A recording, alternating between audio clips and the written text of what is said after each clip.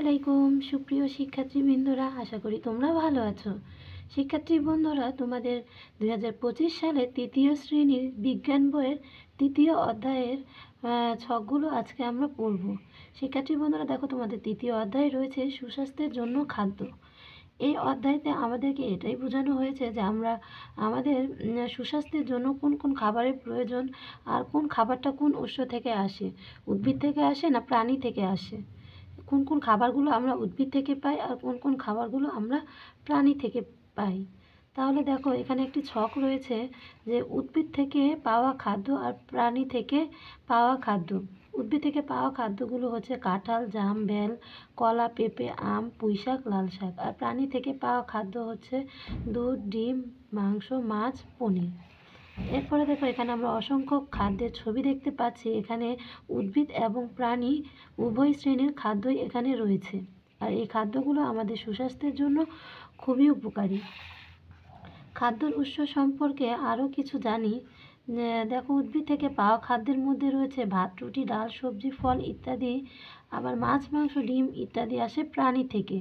কিছু খাদ্য আমরা সরাসরি খেতে পারি, যেমন ফল। আবার কিছু খাদ্য তৈরি করে নিতে হয়, যেমন পাউরুটি, বিস্কুট ইত্যাদি তৈরি হয় আটা দিয়ে। এই আটা আসে গম থেকে, আর আমরা গম পেয়ে থাকি উদ্ভিদ থেকে। তাই পাউরুটি ও বিস্কুট ইত্যাদি উদ্ভিদ থেকে আসা খাদ্য। এভাবে মাখন, ঘি, দই, পনির ইত্যাদি তৈরি হয় দুধ থেকে, আর দুধ আসে প্রাণী থেকে।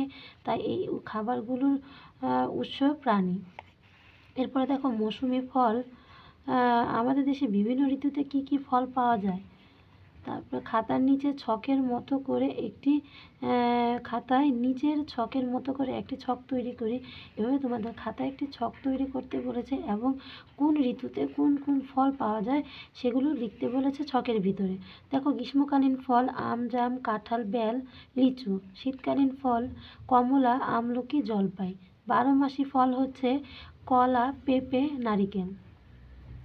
এরপর নিচের ছবির ফলগুলোকে গ্রীষ্মকালীন, শীতকালীন এবং 12 মাসি এই তিনটি দলে ভাগ করে ছকে লিখি। দেখো, কাজটি নিয়ে সহপাঠীর সঙ্গে আলোচনা করি। আম পাওয়া যায় গ্রীষ্মকালে, বরই কখন পাওয়া যায়, কলা কি সারা বছরই পাওয়া যায় নাকি কোনো কোনো বিশেষ ঋতুতে পাওয়া যায়, এগুলো নিয়ে আমরা পরবর্তীতে আলোচনা করব। বিভিন্ন ঋতুর ফল সম্পর্কে আরও কিছু জানি। আমাদের দেশে পাওয়া ফলগুলো গ্রীষ্মকালীন, শীতকালীন এবং 12 মাসি এই তিনটি ভাগে ভাগ করা যায়। এই লাইনটা তোমরা ভালো মতো পড়বে, তোমাদের নৈবিতিকে এই লাইনটা আসবে যে আমাদের ফলগুলোকে, আমাদের দেশে পাওয়া ফলগুলোকে কয়টি ভাগে ভাগ করা যায়। দেখো, গ্রীষ্মকালীন ফল, শীতকালীন ফল, 12 মাসি ফল। শীতকালীন ফল, গ্রীষ্মকালীন ফল, আর এই হচ্ছে 12 মাসি ফল। এই তিনটি ফল। গ্রীষ্মকালীন ফলগুলো হচ্ছে, গ্রীষ্মকালীন ফলের মধ্যে রয়েছে আম, জাম, কাঁঠাল, বেল, তরমুজ, লিচু, তাল, পেয়ারা, আমড়া, জাম্বুরা, আনারস, লটকন, জামরুল ইত্যাদি। আর শীতকালীন ফল হচ্ছে, শীতকালীন ফলের মধ্যে রয়েছে বরই, কমলা, আমলকি, জলপাই ইত্যাদি। 12 মাসি ফলগুলোর মধ্যে রয়েছে কলা, পেঁপে, নারিকেল ইত্যাদি। এই ফলগুলো সারা বছরই কম বেশি পাওয়া যায়। তোমরা এগুলো ভালো মতো পড়ে নিবে, তোমাদের নৈবিত্তিকের জন্য খুবই ইম্পর্টেন্ট। এখন আমরা পড়ব মৌসুমি সবজি। আমাদের দেশে সারা বছর প্রচুর পরিমাণে নানা রকম শাকসবজি উৎপন্ন হয়। ভিন্ন ভিন্ন ঋতু বা মৌসুমে ভিন্ন ভিন্ন সবজি পাওয়া যায়। সুস্বাস্থ্যের জন্য নিয়মিত শাকসবজি খেতে হয়। ঋতুভেদে সবজি শ্রেণীকরণ করো। দেখো, খাতার নিচে ছকের মতো করে একটি ছক তৈরি করি। এখানে আমরা যে পড়লাম গ্রীষ্মকালীন সবজি, এখানে গ্রীষ্মকালীন সবজি, শীতকালীন সবজি ও 12 মাসি সবজির নাম লিখতে বলেছি। এর আগে পড়েছি আমরা ফল, এখন পড়ব আমরা সবজি নিয়ে। দেখো, আমাদের গ্রীষ্মকালীন সবজিগুলো হচ্ছে পুঁইশাক, পটল, চাল কুমড়া, মিষ্টি কুমড়া, ঢেঁড়স, ঝিঙ্গা। আর শীতকালীন সবজি হচ্ছে গাজর, সিম, টমেটো, লাউ, ফুলকপি, মূলা, লাল শাক। 12 মাসি সবজি হচ্ছে পেঁপে, কচু শাক, কাঁচা কলা, কলমি শাক। এগুলো সারা বছরই পাওয়া যায়। নিচের ছবির সবজিগুলো গ্রীষ্মকালীন, শীতকালীন এবং 12 মাসি এই তিনটি দলে ভাগ করে ছকে লিখি। এই লাইনগুলো তোমরা ভালো মতো পড়ে নিবে। কাজটি নিয়ে সহপাঠীর সঙ্গে আলোচনা করি। দেখো, এখানে আমরা বিভিন্ন সবজির ছবি দেখতে পাচ্ছি, আর এই ছবিগুলো আমাদের কোন কোন মাসে পাওয়া যায় তা নিয়ে আমরা সহপাঠীদের সাথে আলোচনা করব। বিভিন্ন ঋতুতে সবজি সম্পর্কে আরও কিছু জানি। দেখো, এগুলো গ্রীষ্মকালীন সবজি, শীতকালীন সবজি, বারোমাসি সবজি। শীতকালীন সবজি তো আমরা একটু আগে পড়ে নিলাম। বা গ্রীষ্মকালে নানা রকমের সবজি পাওয়া যায়, যেমন পটল, করলা, ঢেঁড়স, মিষ্টি কুমড়া, চাল কুমড়া, কাঁকরোল, ঝিঙ্গা, ধুন্দুল, চিচিঙ্গা ইত্যাদি। বিভিন্ন শাক যেমন পুঁই শাক, ডাঁটা শাক ইত্যাদি। এছাড়া গ্রীষ্মকালে শসা, মিষ্টি কুমড়া, চাল কুমড়া, পানিকচু ইত্যাদি পাওয়া যায়। শীতকালীন সবজি সিম, লাউ, টমেটো, বাঁধাকপি, ফুলকপি, গাজর ইত্যাদি হলো শীতকালীন সবজি। শীতকালে লাল শাক, কচু শাক ইত্যাদি, লাল শাক, পালং শাক, লাউ শাক ইত্যাদি পাওয়া যায়। আর বারোমাসি সবজি হচ্ছে পেঁপে, কাঁচা কলা ইত্যাদি সবজি সারা বছরই পাওয়া যায়। এরকম বারোমাসি শাকের মধ্যে রয়েছে কলমি শাক, কচু শাক ইত্যাদি। তারপর পুষ্টি উপাদান, আমরা যেসব খাবার খাই তাতে নানা রকমের পুষ্টি উপাদান আছে। খাদ্যে উপস্থিত প্রধান পুষ্টি উপাদানগুলো হলো শর্করা, আমিষ এবং চর্বি। এছাড়া রয়েছে ভিটামিন ও খনিজ লবণ। এক একটি পুষ্টি উপাদান আমাদের শরীরে এক এক কাজে লাগে, তাই সুস্থ থাকার জন্য বিভিন্ন পুষ্টি উপাদান সমৃদ্ধ খাবার নিয়মিত গ্রহণ করতে হবে।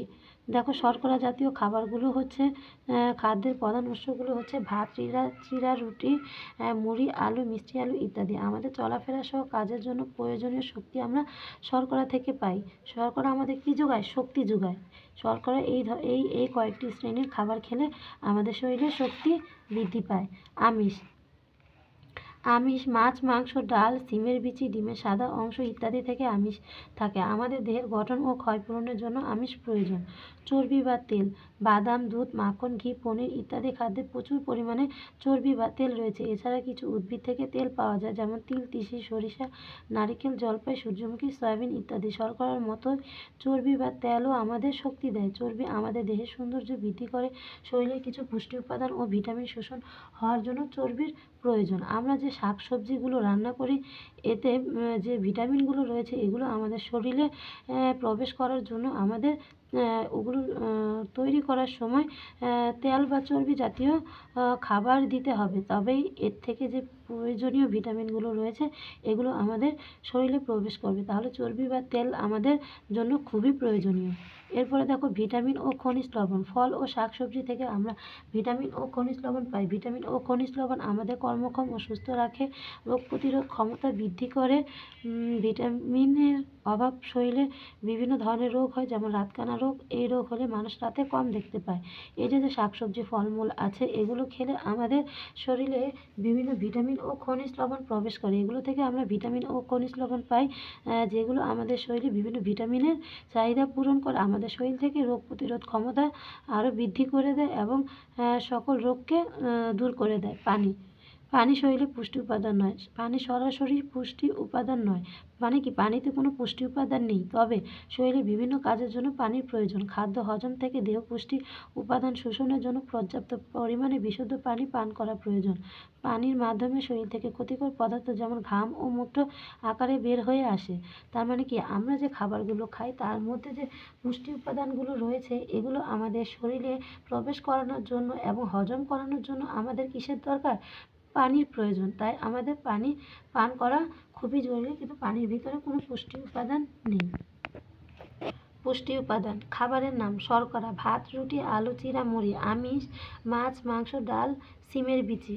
তারপরে চর্বি বা তেল হচ্ছে দুধ, বাদাম, ঘি, পনির। ভিটামিন ও খনিজ লবণ হচ্ছে আম, কাঁঠাল, পেঁপে, কলা, আমলকি, পটল, ফুলকপি, মিষ্টি কুমড়া, লাল শাক, পুঁই শাক। এগুলো হচ্ছে আমাদের ভিটামিন ও খনিজ জাতীয় খাবার। এরপরে দেখো, পুষ্টি উপাদানের উৎস নিয়ে আরও কিছু জানি।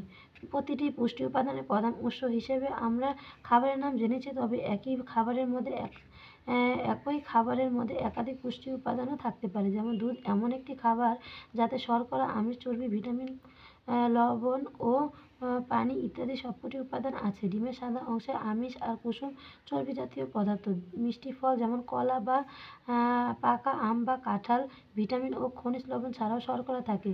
উল্লেখ্য যে এখানে আমরা খাদ্যের প্রধান পুষ্টি উপাদানগুলো সম্পর্কে জেনেছি। এগুলোর বাইরেও আরও প্রয়োজনীয় পুষ্টি উপাদান খাদ্যের মধ্যে থাকে। এগুলো সম্পর্কে আমরা পরবর্তী শ্রেণীগুলোতে জানতে পারবো। দেখেছো শিক্ষার্থী বন্ধুরা, এখানে আমরা তিনটি ছবি দেখতে পাচ্ছি। শরীরে বিভিন্ন পুষ্টি উপাদানগুলো উপাদানের প্রয়োজনীয়তায় কি হয় লিখেছো। এখানে বিভিন্ন পুষ্টি উপাদানের কাজ সম্পর্কে জানা গেছে। এই যে দেখো, এই ছেলেটি কি রুগ্ন, এর ভিটামিনের অভাব, এর হচ্ছে শরীরে দুর্বল, এর শক্তির অভাব, আর এর হচ্ছে কি, এর শরীরে আমিষের অভাব, আর এর হচ্ছে ভিটামিনের অভাব।